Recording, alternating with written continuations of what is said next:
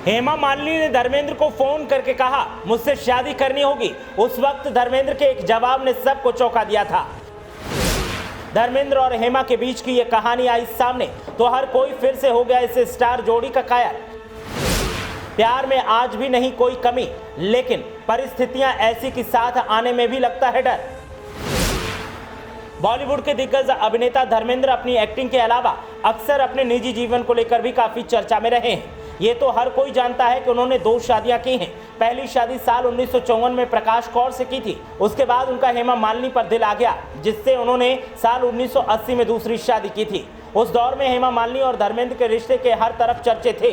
दोनों का प्यार इस कदर परवान चढ़ा के जानते हुए धर्मेंद्र पहले से शादीशुदा हैं। इसके बावजूद भी हेमा मालिनी उनके साथ अपनी लाइफ को आगे बढ़ाना चाहती थी। इसके लिए उन्होंने अपने परिवार के खिलाफ जाकर शादी करने का फैसला लिया था।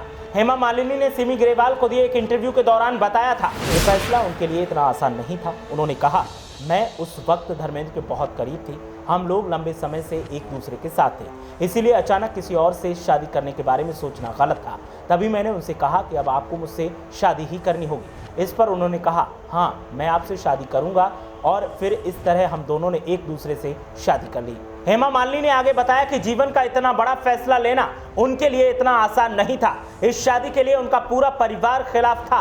वो नहीं चाहते थे कि हेमा मालिनी एक शादीशुदा इंसान से शादी करें।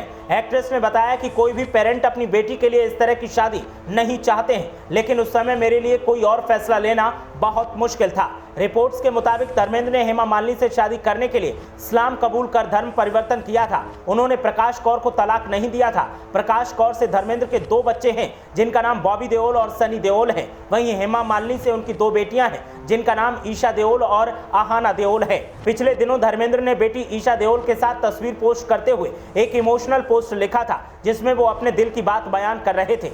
उनकी इस आधी अधूरी बात से ही लोग अटकने लगाने लगे हैं। लोग एक्टर की हेल्थ को लेकर चिंता जाहिर कर रहे हैं और पोस्ट पर कमेंट करके लगातार ये सवाल पूछ रहे हैं कि आखिर उन्हें हुआ क्या है।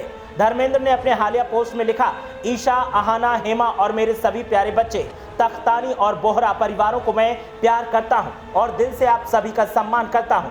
उम्र और बीमारी मुझ पर हावी हो रही है। मैं आपसे व्यक्तिगत रूप से बात कर सकता था, लेकिन और इसके आगे कुछ नहीं लिखा।